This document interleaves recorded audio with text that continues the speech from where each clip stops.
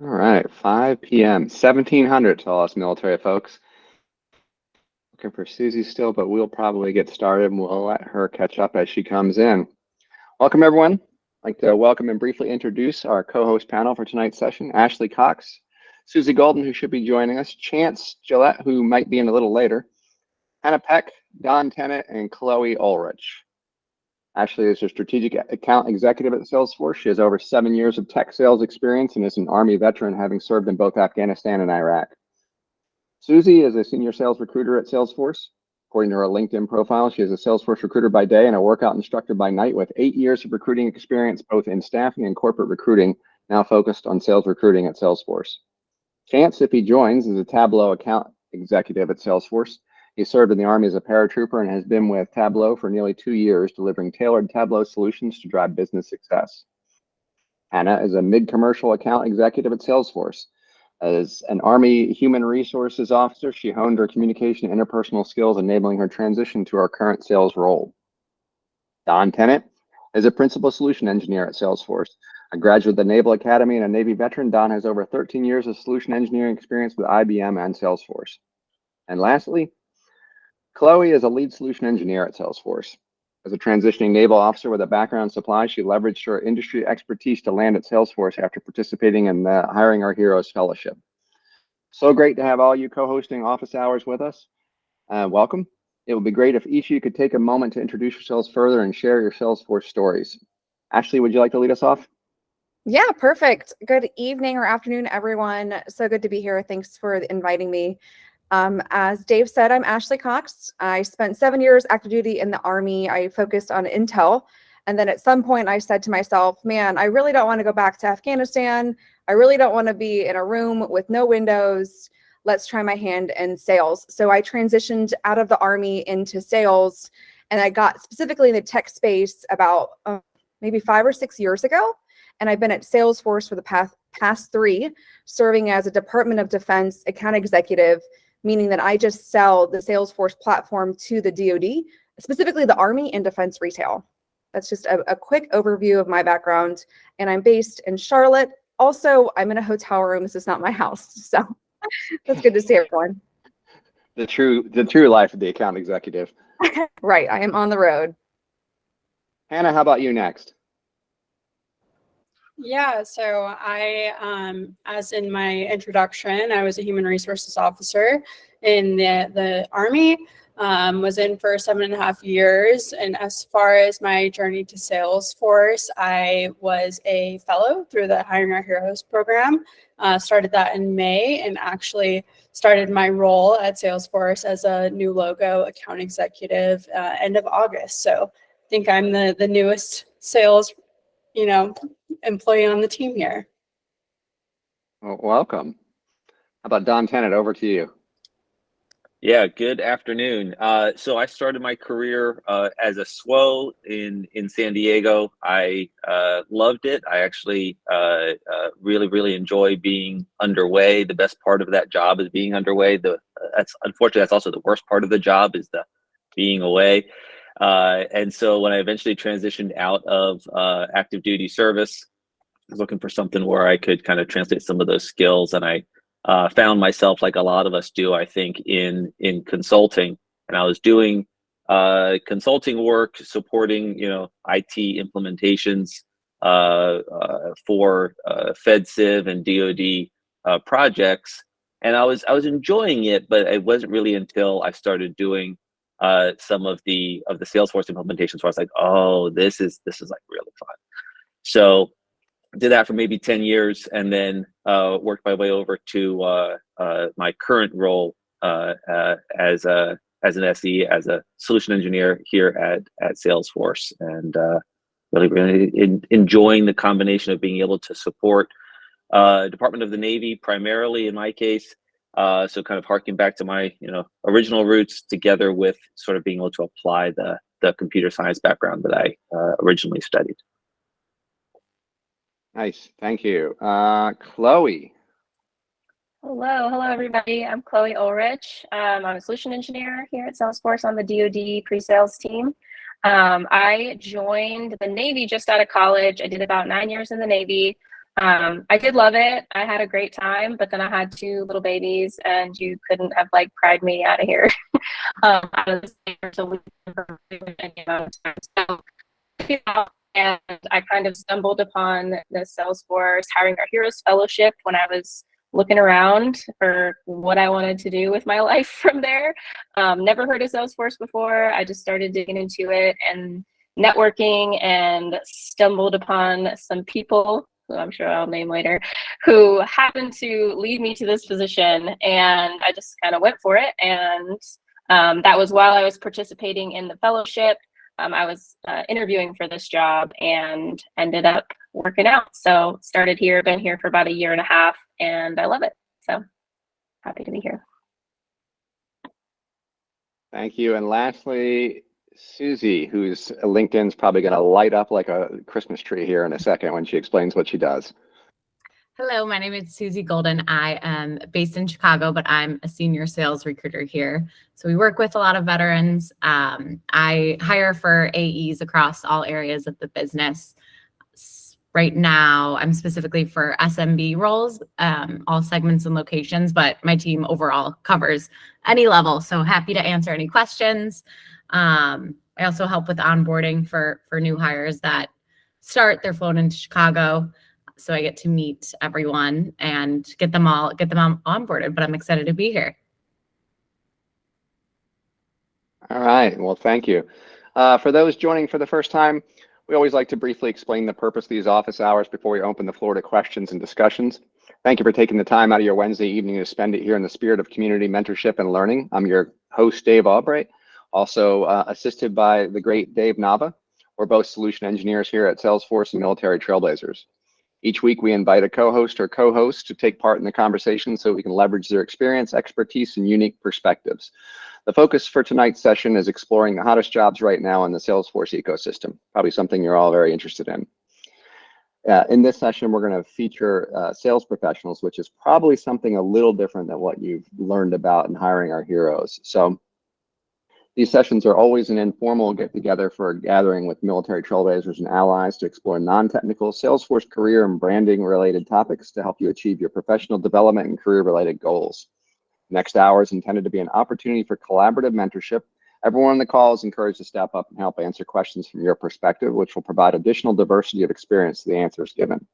Please keep an eye on the chat window during tonight's sessions, and I and others on the call here share a lot of great information, including learning, networking, and employment opportunities. If you'd like to ask a question at any point during today's session, please feel free to do so. If you don't feel as comfortable speaking up, you can also post your questions in chat. We'll do our best to monitor the chat window and also be looking for raised hands. Finally, tonight's session is being recorded. If you'd like to share an attribution-free comment, please let us know before speaking, and we'll make sure that it's edited out of the final recording. So I'm going to open up with just a little bit of information, and then I'll start passing it over to the co-hosts for the really smart parts. When I first came into the ecosystem, I was coming in learning how to get an admin and starting to config and things like that, and I didn't really grasp exactly what Salesforce, what I call the mothership, Salesforce proper, did. And the very quick down and dirty on that is it really kind of does a lot of the research and development to make the product better based off of feedback and works to sell licenses, right? And then a lot of times the projects are passed off to the partners to do the implementation, which is where a lot of the Hiring Our Heroes folks kind of end up in that config role. And so that was a very enlightening thing for me when I finally came to Salesforce as pre-sales team, as a solution engineer, to kind of figure that out. And so a lot of the folks on tonight will be able to kind of talk to that piece and how it fits into the larger part of the ecosystem. So with that, I'd like to kind of pass it over to the co-host and start by exploring each of your roles, how it relates to enabling the sales cycle and what your day-to-day looks like. So I'll pass it over to Asleigh again first. Could you briefly describe your role and what your key responsibilities are? Anyone can start that, but I'll pass it to Asleigh first. How's that sound? Yeah, perfect. So I am a named account executive at Salesforce. Other companies call that a strategic account executive. Essentially, I cover a handful of accounts. I actually have 5 or 6 accounts that are really large in space. They have maybe 150 to 300,000 people in the accounts. And my job is just to best partner with our accounts and almost as a consultant help sell our product line.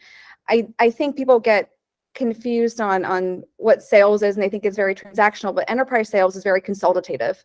So we really spend a lot of time with our customers. We sit down, we do workshops, lots of discovery calls. We understand initial challenges where our customers are, and then we understand their goals, where they want to be. And then we recommend software and implementation services to help them get to where they want to be. My primary account base is the Army, as I mentioned before, in defense retail. So I work really in the Department of Defense. And for those of you that are veterans or military spouses, you know how antiquated some of those systems can be. So we really just help our customers move from Excel spreadsheets and PowerPoint to something that's a little bit more modern, sleek, and easy to use on the go. So I think the question was, how do I spend my day? So it's really customer facing, it's partner led, and I work hand in hand with my my solution engineers like Dave and Dave. Yeah, there's a little bit of irony on this. Like a lot of the folks tonight are on the defense team, so it's just like a little homecoming here. It's like another meeting we have during the day. Don, how about over to you? So one of the things that I really enjoy about this role is that you're going to end up doing a lot of different things on any given day, any given week, any different quarter. So it kind of keeps it fresh. So I'm a solution engineer. So work hand in hand with the AEs, with the account executives, typically over a particular set of accounts. So some sort of territory, if you will. And like I said at the top, I primarily support the Navy accounts. But one of the things that I really appreciate about this role is that there's a primary responsibility associated with helping out, whichever accounts, whichever AEs that you're kind of aligned with. But there's also a secondary role that is very, very broadly supportive of your team and then the larger team beyond that. And so at any given time, perhaps I'll be supporting the needs of a particular account, but I might also then be developing assets that might get used throughout the DoD, or just filling in and helping people out. There's a real great, kind of supportive of atmosphere like that. But in terms of a day-to-day perspective, I think the primary thing that you think of when you think of, what does an SE do? It's to build out demos and showcase those. But in practice, what I actually find is that it's about aligning technology to the needs and the pain points of the DoD. And that I find is really, really satisfying, because we're, the name is solution engineer, and it's really that solutioning really kind of comes into play on a regular basis over and over and over again. So the goal there is to sort of paint a vision of what can be accomplished. You're not necessarily getting all the way into a production ready solution as a pre-sales engineer. So unlike in my previous role where I was doing implementations, it's not trying to get all the way to that level of detail, but there is a need to configure the solution enough to where it's clear to your audience, which is going to be that customer, that end user. It's clear to them, oh, okay, I see how this can apply to my particular situation. And being able to connect the dots is really satisfying in that regard there. Hannah, what are your thoughts as a newer AE? Yeah, I'm actually a new logo or greenfield, meaning account executive, meaning that my customer base are, predominantly accounts that aren't on Salesforce. So I think it's definitely going back to what Ashleigh said, that consultative approach and building those relationships. In my role, for me, I have about 200 accounts in my name. And I mean, it's at the end of the day, I guess being new, I'm really focused right now on building those relationships back up from scratch to get into, hopefully a deal cycle. And I'm in the mid-commercial space. So just for, everyone's knowledge, general ballpark deal cycle, probably looking at 6 to 9 months. So I might start a conversation today and, a deal might not close for 9 months to a year from now.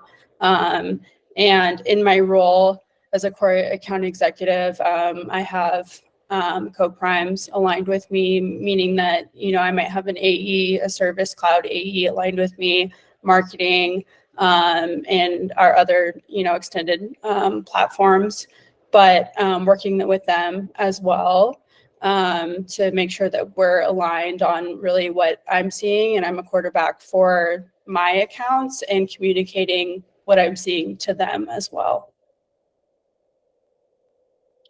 Yeah, and I never knew this, so I'm gonna spit it out for everyone. The sales cycle, right, from the start to close, right, and there's a whole bunch of steps that have to happen in between. So when we say sales cycle in a sales context, that's what we're talking about. And so Hannah's talking about 6 to 9 months. It seems like a long time. When you work into some of the government spaces, it can be years. It can be 4 or 5 years. So that changes drastically, right? What your day-to-day business looks like with the account, how long you're building that relationship. We have teams come and go before a deal ever closes, right? And it's switched off from team to team. So things to think about or know about. Susie, how about talking about your day, as your LinkedIn is probably lighting up? Oh yeah. Yeah, mine's definitely a little different. I would say for sales recruiting, a lot of people think that you need to have a ton of experience doing XYZ, but honestly, a lot of it, there are requirements obviously for some roles, but a lot of it is just translating your experience into how, how your skills are transferable, which is great. So we have different competencies that people that interview are kind of graded on. Win as a team, for example, is one that, how do you utilize your team? How do you work cross-functionally with other departments or different things like that? Working with candidates from the beginning of the process, meeting them on LinkedIn, or they apply to a job, finding out where their skills are, where they want to be, and getting them connected to that right person to, help them get an interview. I would say the hardest part of that within Salesforce is honestly getting the interview. So networking, having someone be your referral for the role. But then I'm there to coach you through the process. So kind of let you know what the interview will look like. Then before that final presentation, we'll meet for 45 minutes, kind of go over what your presentation looks like. Any suggestions, as we as recruiters sit in on these final presentations and kind of know what to expect. And so can provide suggestions, maybe share how people in the past have done it to be successful. And then, once you start, that's obviously the best part is, when you're able to get the position and be rewarding for us. So I'd say that's kind of like day-to-day working with candidates,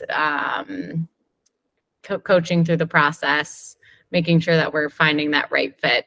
Because honestly, so much of it is about timing and then finding the right team and one that matches what your interests are. Yeah, I think that was an eye opener, and I think some of the others on here could probably echo it. Is the Salesforce recruiter is really a coach that's kind of on your side. It's kind of like, hey, think about this. Hey, think about that. Whereas you're kind of like expecting this recruiter to just be this person that's trying to vet you out. They're actually trying to bring you in. And that was something that probably took me one too many meetings to figure out. Because you're kind of keeping the recruiter a little bit standoffish, right? Yeah. And they're actually your friend. Totally. Chloe, what are your thoughts? David, they're not always your friend. It's different at That's true. Salesforce. That's true. Like anything, there's people in here, and everything differs. Yeah, so I'll tack on to a couple of things that Don mentioned as a solution engineer. Like you said, kind of the main thing is learning the business requirements of whatever customer you're talking to and aligning that to the technology.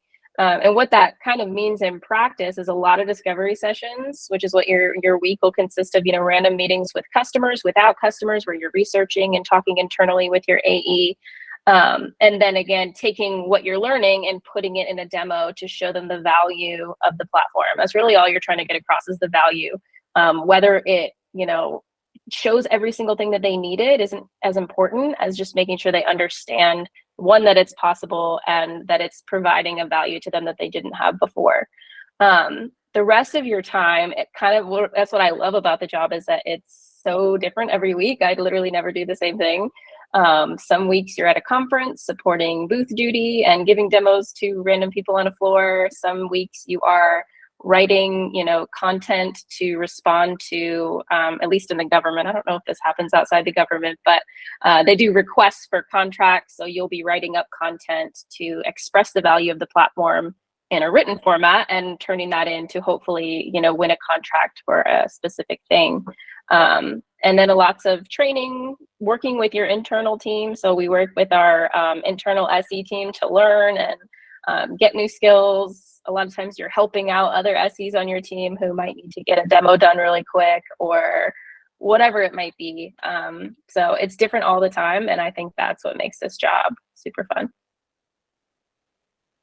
Yeah, I think, and we'll talk about this a little bit, is that relationship, and we have several of each on here, and there's a reason for that. The AE and the SE become kind of joined at the hip as they go into these account meetings, right? And figuring out how they're going.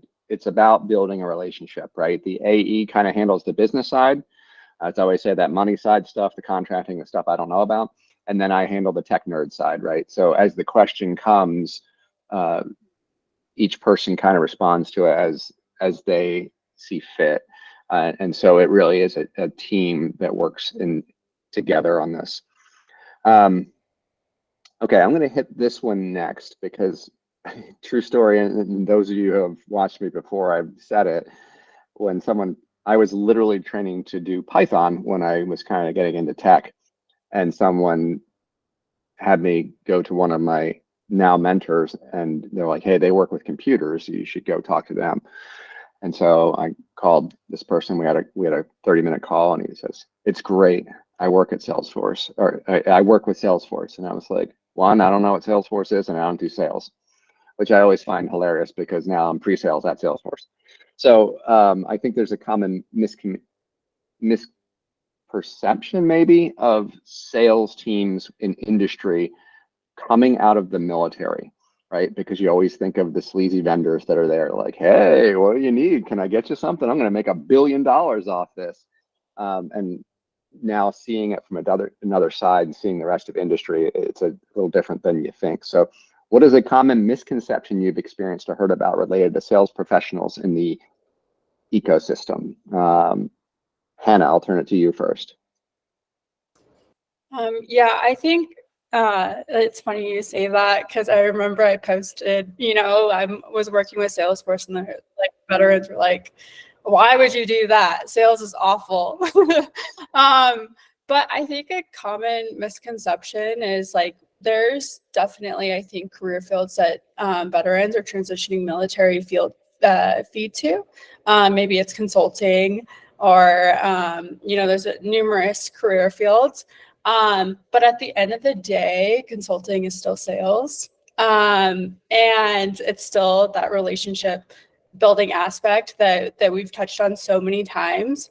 And so I think that, veterans or transitioning military should keep an open mind to sales, because you might be looking at something at the end of the day that's very, very similar to what we do every day, because sales isn't, the traditional door knocking, hey, I have a vacuum, do you want to buy it? That's not a method that we use anymore. It's very much getting to know the business and what challenges are they facing today, and how could, potentially a Salesforce solution alleviate some of those business challenges? Yeah, thank you. Elio kind of hit it down there. Whether you're in sales, support, config, you're all in sales, right? Everybody is working to move an opportunity forward, whether you're building it, right? Because the customer still is kind of dealing with you and going, why are you building it wrong? Why is this, I don't know why Salesforce doesn't work. I'm done. I'm out of here, right? So everyone has an effect on it. Everybody is kind of involved in sales. Chloe, what are your thoughts? Yeah, if you asked me 3 years ago if I was going to be in sales, I would have laughed at you. I always thought sales was scammy and gross and just horrible. That was my perception forever. And I think the most important thing, one, I don't think that anymore. I mean, in some industries I probably do, but in this industry I don't. And I think the most important thing, and I realize that because I think everybody knows, if you're on this call, you're probably a Kool-Aid drinker, right? We all love Salesforce. Otherwise, you probably wouldn't be here at 5 p.m. on Wednesday. So once I fell in love with the platform and I got super nerded out on it and I just loved it, it's not even selling anymore. You believe in it and now you're helping people with it. So it doesn't even feel like sales half the time. I guess the quota part and all that stuff, it does internally. But when you're actually talking to customers, it does not feel very salesy. So my perception totally changed. And now I think it's just I'm helping people, and especially selling to the DoD, I love, because it's near and dear to my heart. And I love the Navy and I love the rest of the military. And so I feel like we're trying to help make processes better and make people's lives easier. So it's easy now. Yeah, thank you. I'm going to turn, Michael, I got your question. Linda, I see your question as well. We'll come right back to them. I'll let them finish answering, but we'll get to that because most of us really did not come from tech, which is important to, I think, a lot of the folks out in the audience. So Ashley, over to you. Yeah, so I was really excited to go into sales because I wanted the autonomy out of leaving the Army. But then when I told people that I wanted to get into sales, I was kind of met with that. Well, why do you want to do that? And it was very much a used car salesman thought. And I just want to make money off people. But that's not what it is at all. Actually, even my dad's a retired Army officer, and he still doesn't understand why I'm not a VP somewhere or managing people because he's old school. But there is this misconception about sales, but the reality is if you are a good sales rep, you are just looking out for your customer, and it's less of a sales relationship and it's more a partner relationship. I'm an expert at Salesforce. I know my product line and now I know your challenges. So let's see if there's a way that we can help you get over the hump, get through some problems that you're having and bring you to the 21st century. So I see it very much consulting, very much partnership. And I think that we should just all as a team, as a call, everyone on this call should just think of hey, sales is not a grimy industry. It's a very helpful industry and can be very impactful to our customers. Hopefully that helps. No, I think it does. And I agree with you. It's really about finding that use case, finding that pain point, and how do we use the product to solve it, right? Most of you come from a military background or your spouses of it. It's all kind of done usually on Outlook or spreadsheets and things like that, hodgepodged along. Military makes it happen, but there are better ways to do it. Susie, when you're looking for folks, what do you think about this? Yeah, I would say similar to what, echoing what Hanna and Ashley mentioned. I think everyone, for the most part, is doing sales in some aspect. And so when I'm talking to candidates, finding ways that how, they've done sales within a previous role and how they can translate that here. A lot of it is, whether it's relationship building or working with conflict, managing conflict with people in the past, finding how you have that mutual connection and can overcome objections or challenges and provide value. So much of how we hire here at Salesforce is connecting transferable skills and competency based. And so much of that is what, everyone, you all do in your day to day, I think in so many different roles that you've had. So I think, Salesforce has their specific values, and finding out how you correlate your experience to our values is really what we look for. And like so many people don't even look up the values. So when I do have people that do, I'm like, oh, thank you. Very refreshing. And I think that goes a long way, because so many people will just use their experience or, which is great, but connecting those things in a different way with the competencies and the values is something that definitely stands out. Perfect. Thank you. Don, bring us home, and then we'll tackle some questions here in the chat. Sure thing. So I was doing implementations, and I had somebody who's a Salesforce employee reach out to me, who I knew through my career prior experience, and said, hey, I think there's a role that would be perfect for you. It's called solution engineer. And I'm like, oh, this sounds good. And then he sends me the info, and on the position description, it's called sales engineer. I'm like, oh, no, right? Because sales in my mind was, like Music Man, right? Like that. That's a salesman, right? I don't want to do that. The thing that hit it home for me, though, was, and I think that the other members of the panel here have done a really nice job of articulating that it's not really about selling so much as it is about communicating. And the way that I think of it is, if I go and see a really good movie and I really enjoy it, and I go talk to my friends, I'm not going to say, well, I don't want to pressure them into seeing this movie. I was like, no, I'm going to tell them that I saw this really great movie, and they can choose to watch it or not, but you're going to share with them because it was a good movie. I feel passionate about Salesforce as a platform, and I really enjoy working in Salesforce as a platform. And I have the military backgrounds to have some understanding. I mean, there's a lot of jobs in the military. I don't claim to know them all, but I have some understanding of what the common pain points are, because I experienced them firsthand. And a lot of times in my conversations with customers, I'm just drawing from the experiences that I had. It's like, hey, when I was at this command, I experienced this particular pain point. And I wish that, because this is true, right? This is genuinely true. I wish that I'd had a solution like Salesforce that would be able to solve that problem.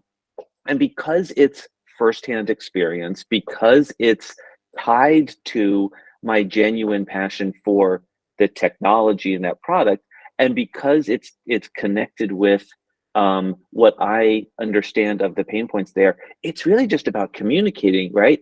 And I think within the context of sales, there's a broad range of level of investment between the person who's doing the selling and the customer. And you can read about this in stuff like the Challenger sale or some of these other books along these lines, where if you're selling just a commodity, then okay, that's a different type of sale from selling enterprise solutions and big complex things. We talked in the chat around the lengthy deal cycle. I mean, these deals can sometimes take even multiple years to close. This is an ongoing relationship that happens in the context of the deal cycle. And I have found that, just like when I was doing implementations, it was important to have a trusted advisor relationship with the agency or organization that I was implementing that solution for. I've found that trusted advisor relationship is really important with these large complex sales, because you want to be able to look your customer in the eye and say, this will help you. This will genuinely help you. And honestly, it's also nice to be able to, I mean, there's been times where it's like, yeah, this is not a good fit, right? And that's okay too. That level of honesty, I think, is a really important part, to recognize that there's going to be times where, this aspect of what you're looking for, you've got better options out there. And I think that helps reinforce that core value of trust in the conversations. Yeah, I agree. It's my camera's giving me problems here. I think it's mostly about that soft skills of, that relationship building over time, with all the intricacies of a relationship, right? It's not just lip service. There are some good days, there's some bad days, there's some hard days, hard conversations sometimes, which brings me to Michael's question here. Curious if most of you were involved in some type of IT related focus in the military, making this a natural transition. And I'd say most of us here were not. Don, you had at least a degree in computer science. The rest of us, like, I was a pilot for 30 years, as many of you know. Anyone here, Hannah, I don't know, did you have a background in tech? No. My undergraduate degree was in public health. Got my master's in HR, did my time in the military, HR, but I would say I was pretty decent on Microsoft products, but that didn't get me a job at Salesforce at the end of the day. I definitely, like, what got me my foot in the door through the Hiring Your Heroes Fellowship is, they identified, hey, you're HR and you have those people skills through the interview process. But I would definitely recommend to everyone, regardless of, your career affiliation in the military, that you might have something significant. I think everyone does from their military time that, they want to convey to a recruiter.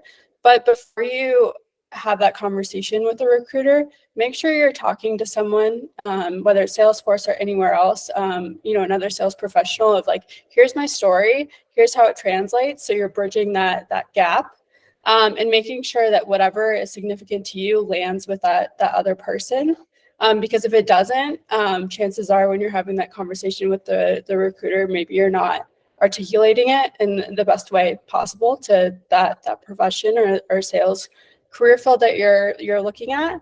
And I just want to make sure everyone kind of on here kind of takes that approach, just to make sure that your story is being told to the best of your ability. So you're giving yourself the best shot possible. Yeah, Susie, someone who is in this in the recruiting realm daily, right? Are you concerned when you're looking at SEs and AEs that don't have a tech background? I think it depends on the level. Like some teams are a little bit more picky than others, but those are the teams I tend to not work with as much, because we can work with every team. So I feel like as someone, I'm involved with a lot of different accessibility groups here, and that's something that I'm very passionate about, working with people with diverse backgrounds and whatnot. And so I think giving more so, like, leaning to those things that you can translate over the tech background. I think most teams that aren't like requiring 10 plus years of SaaS sales or whatever it might be, like finding the openings where you can have any sort of background and translate your experience to that. And I think the recruiters here at Salesforce are very open to, like, more so being your advocate and helping you find that right piece versus, plugging you in somewhere. And I think that's one thing that I really like about recruiting at Salesforce, is that you are really following that person where, like, throughout each step of the process, and like sending them information that they need to make sure that they have the resources that needed to, like, coach you through each step. So yeah, long story short, there are definitely teams that are pickier, but I think the best teams are the ones that are hiring people with all different skill sets to make a, well-rounded, diverse team. Yeah, I think when I talk to people who are asking, how do I become an SE and things like that, we usually kind of look at the three legs, right? And this is kind of standard across the board. Do you have technical experience, right? Can you use the product and configure the product? Do you have depth of knowledge with the customer? In my case, Army. And then how are your soft skills? And I used to think when I first came in that the tech side was the most important. And my views now are no. If you're motivated, we can teach you Salesforce.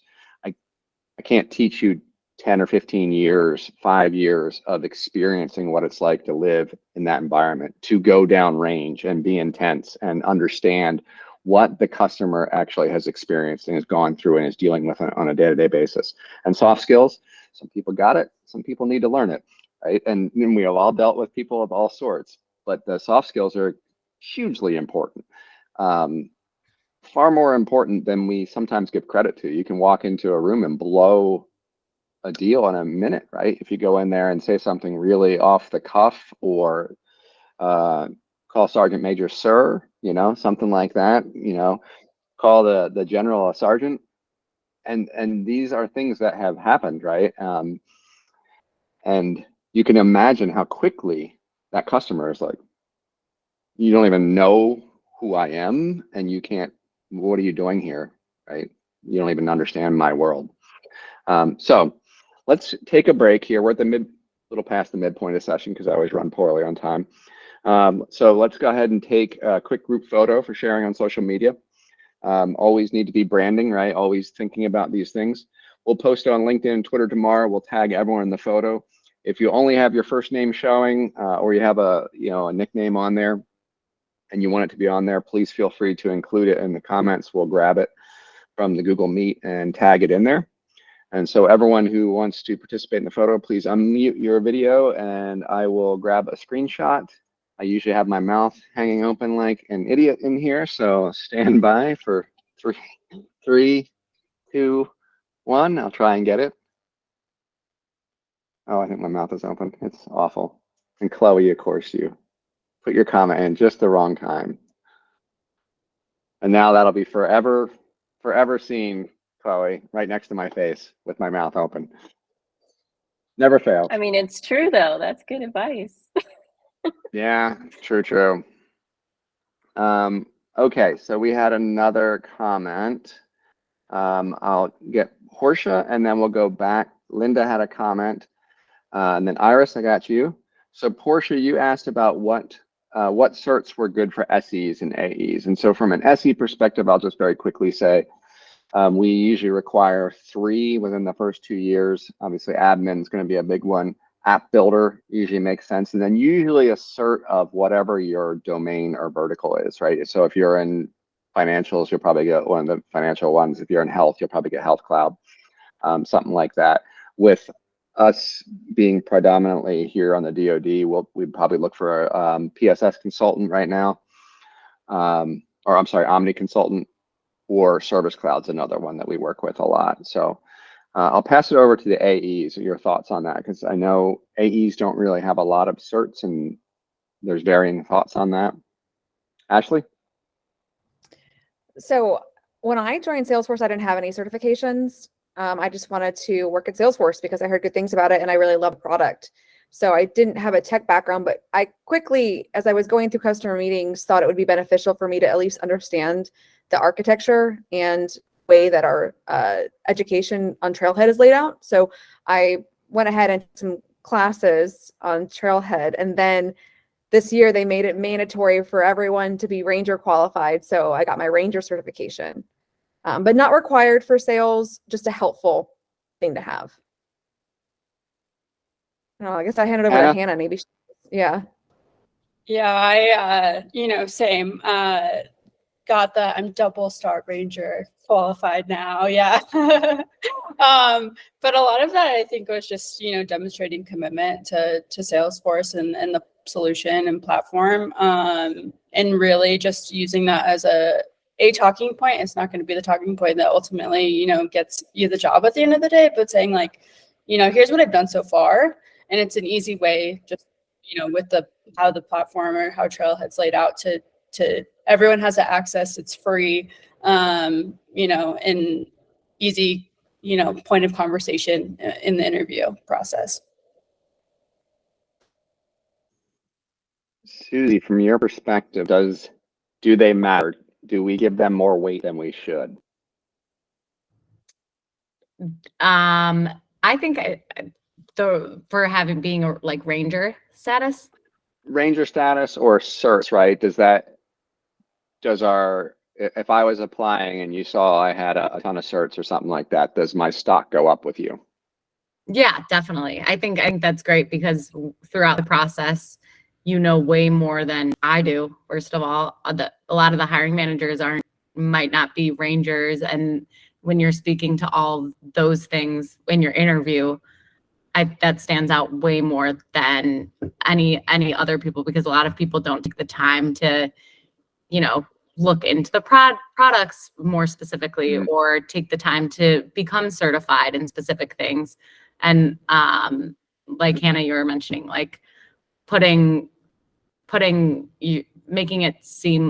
showing that you are investing in the product and Salesforce as a brand, and learning and getting certified is definitely makes you stand out. Yeah, and we were kind of talking about it before everyone kind of came on, having certs for the AEs. That's not really a requirement for them, but it gives them the capacity that if I'm sick or I'm late or I'm in a higher priority meeting, right? They can handle themselves, right? They can go in there and talk about the product, and vice versa, right? Sometimes SEs, we need to go in and kind of hold the fort down until they can come out of their last meeting. So we need to be able to talk business, or when they come in hot with a contracting question and I'm sitting there staring like a deer in the headlights, being able to talk that piece for at least a couple minutes and hold the conversation until the AE can get in there and really talk the smart stuff. Linda, you had a comment. I'm running a little behind on comments. How does our product minister to the client's greatest pain point? Is that a question or just a comment about how we kind of work through? It really, David, was just a statement. And I want to just briefly say, I really, truly appreciate everyone's natural, transparent, people way. I am on, Ilio knows. Hi, Ilio, Cami. I brought my friend Eugene Williams along as well, but I am on a 9 months head down introverted Salesforce Service Cloud implementation project, and I have all the certs. But to be very open and honest, I'm a people person, and I think I'd be much happier working in sales, because my God-given gifts, last time I checked, are what you guys are describing. That's it. It's just the right fit. It's like you're either a dog or a cat. I'm a dog. And I have to say, there is nothing like the thrill of presenting. I'm going to just kind of piggyback on what the other gentleman had stated. I think he's kind of disappeared, but the thrill of understanding their pain point, right? Doing your research, knowing your product inside and out, and ministering the highest bells and whistles of it, or configuring it to meet their need. I worked as director of client engagement a couple of years ago and business development for a remote patient management company, and I had physicians as my clients. And you know that the first week out of a chronic heart failure patient's journey is the highest for relapse. So I got certified in remote patient monitoring, liaison and presenter, mastered their product, and we had so many eyebrows go off when I showed them the reporting mechanism, how they could track their patient, how they can monitor them from their office and the patient not coming in. It was a game changer and lifesaver. So I'm sold on the sales career. I'm just waiting for the opportunity, I guess, to liaise over gracefully. But yeah, I'm supposed to be back in January on my implementation project, phase 2 introvert assignment. But I'm listening to y'all, and it sounds great. Linda meet Susie, Susie meet Linda, and go. Oh my goodness. We got a couple from Larry, who has a couple of really good questions. Iris, I still got your hand. I'm coming. Thank and you. Larry's got some pretty specific. My pleasure. Thank you. Larry's got some specific questions here. Is there OTE for AEs at SF? OTE, Larry, what are we looking for?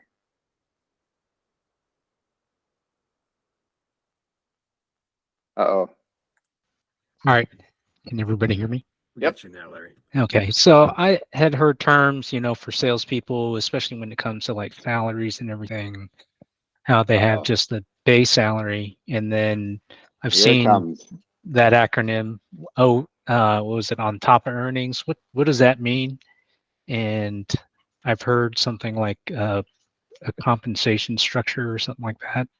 Do you all go by that as well for your salaries?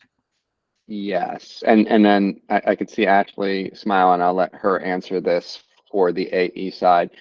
SEs, we kind of get paid differently. We tend to get paid off of how the whole group does, which is kind of nice, because if Don does really well, he's not driving a Ferrari and Dave and I are driving Fiats. We kind of all succeed together, which is good, because then we kind of all work together, right? Because then we can help each other build. We're not trying to hurt each other's deals or anything like that. Not like that we would. This is the ecosystem.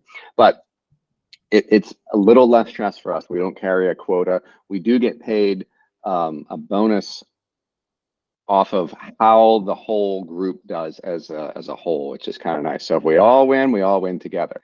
Ashleigh and Hanna, I'll turn it over to you for the difference in the world. Yeah, so I speak to Salesforce, and before Salesforce, I worked for a cybersecurity software company, and their on-target earnings was a little bit different. So I would recommend that you check out a few or other sales websites. They typically post salaries on there, or at least median salaries, and you can kind of gauge whether or not that's a good income for you and your family. My previous role, my base salary was, so you have a base salary is pretty livable, and then commission was 35% of my salary. At Salesforce, it's 50% base, and then you get the exact same amount if you hit commission. So if your quota for the year, I'm going to make these numbers up because I don't want to speak to everyone's salaries because I don't know them. Maybe Susie does, but I'll just use some generic numbers here. So if you, putting her on the spot, if your quota, let's just say $2 million, and you achieve your quota, and your salary is 150, and your commission is 150, and you hit your quota of 2 million, then your on-target earnings are 300,000. If you do 50% of your quota, let's say you make 100 million, or $1 million in sales, then you could potentially get 50% of your quota. So you get your base salary of 150K, you get your commission salary of 75K, and then your on-target earnings is just the combination of those. I just do some easy math there, but does that make sense? Oh, and renewals count in the quota. Salesforce does, I think 20% of our commission comes from quota payment. So if we make 100%, no, I think it's like 90% of our accounts renew, then we get a 20% part of our commission is approved. So it definitely varies by where you're working, and that's something that you can ask other executives when you're interviewing. You can check out those websites I recommended, like RepView, because every company structures their salary a little bit different for account executives. But most companies will have a lot weighing on your commission because they want to incentivize you to make your commission and not just live off your base. So with that, I guess maybe Hanna, do you have anything to add? Yeah, for me on the commercial side for new logo, renewals aren't factored in, but there is for new logo accounts, if you bring them in, a bonus associated with that. I also just wanted to call out that like for me right now, I'm on a ramp. So my number is adjusted through, the next couple months. So meaning that I'm not expected to attain the same number as some of my peers who have been here for, the entire year since February. So just wanted to throw that out there to people as well, that you're not going to start day one. I guess depending on your segment that you're in the business with a full quota compared to your peers, unless you start at the beginning of a new year, maybe, but it might be a little bit higher, but yeah. And I think to round it out in layman's terms, right? Because I've worked very closely with some of the AEs for 2 years, and I still have no idea how they get paid. To me, it's like black magic voodoo. I think they hold a newt's tail in one and a frog's leg in the other, and then somehow some lightning strikes. But in layman's terms, here's the deal. For an AE and SE, SEs, I think we get paid more upfront because of our technical knowledge and the time it takes for us to get that. And we're more stable on the pay band. The AEs, I think, make a little less, but if they make commission, can clean house, can really make some pretty big money, but also have that pressure of the quota and things like that, where SEs were not as driven by that quota. Oh, I have to make the sale, I have to make the sale. We just kind of continue steadily along. So we're kind of like that big tanker ship that just kind of floats along in the sea. And then Ashleigh and Hanna are probably in this fast racy boats or something. Iris, let's get to your question. I don't want to leave you hanging. I was going to say there's not a lot of time, and I think whatever Elliot is going to add is probably more useful to the general public. So, Iris, you always ask the good questions. I'll let Elliot go, then I'll go. All right, mine's more so of letting people know that that sales are not just in sales teams. I worked at CSG for 10 years, and we had co-prime sales people. So your sales team might be part of a sales division, but you might also be embedded. For those of you that were in the Navy, think of your corpsmen. I'm a Marine. We had naval corpsmen who were the top naval folks that we had so much respect for in the Marine Corps. It's the same kind of deal. Keep your mind open to thinking, is this going to be this giant sales organization that I'm going to be working under? Or people here are talking about different experiences in sales. There's different sales teams. Salesforce is a great example of the industry, right? Like Google and Facebook, these larger companies have teams embedded in different organizations that help the clients in different aspects of the selling process. So it's not just something net new. It's something that if you're interested in learning more, like you've heard from everybody in the group, I just wanted to open people's minds to that thought. Yeah, agreed. Everyone thinks it's only this little pre-sales team. Everybody's selling, right? CSG, professional services, the TAMs, all of them are kind of continuing the opportunity, right? The business model of Salesforce is we sell an annual license. If it does not renew, it all kind of goes away, right? You don't make that long-term money. So it's a good thing and a bad thing, right? You need happiness with the product so they continue using it. So we've got 2 minutes left. I'm going to put this out there because we've talked about a lot of the good, but very quickly, if everyone can give a quick run through, what is the most difficult aspect of your job and how do you deal with it? Chloe, I'll give it to you first. Oh, thank you.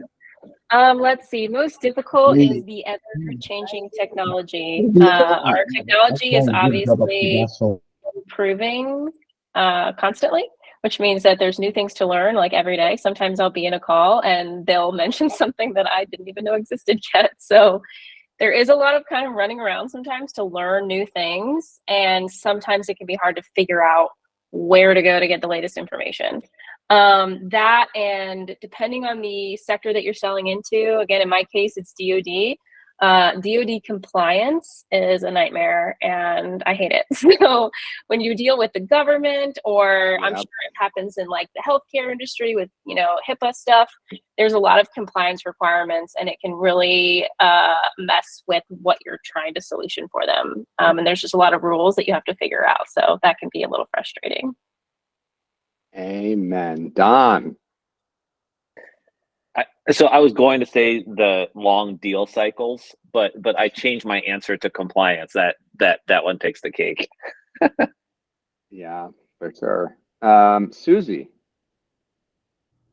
I would say the hardest part of the interview process is, I would say, getting the interview and then like being persistent if things change, because you know, sometimes like right now we just like there's going to be a pause for a little bit, or just like roles requiring different things. Like things are constantly changing. And I think so much of it is about timing. I just had a candidate that pre-zoed 3 times and he finally got an offer, but like I knew he would be a good fit here. And it just and like he was so set on Salesforce and like had these certifications and finally got it. And it's so rewarding for me helping him, but I knew that he could get it. And it's just all about that timing and just keep going and perseverance. Cause I know it gets exhausting from I think I interviewed 5 times before I landed here. And I know it's just like taking that feedback, but just keep going. Cause that's, I think, things will keep changing, but you know, as long as you're dedicated to it, you will get the job. Excellent. Hanna. I would say, you know, it's also timing. This year is kind of a hard year for a lot of businesses. They don't want to make change, or they want to make their current tech stack more efficient. So I think it's just continually showing up with that creativity every day when you're looking at your accounts and really getting after it that way to create that compelling case for change. And I think being persistent in that approach. So it's probably the most challenging, but also the most fun at the same time if you're able to find something, you know, that compelling event that's going to get someone, get someone to have that conversation with you. Asleigh, bring us home. You can't say Dave and Dave. Dave and Dave are my highlights. That's why you should definitely come to work for Salesforce, because you get to work with Dave and Dave.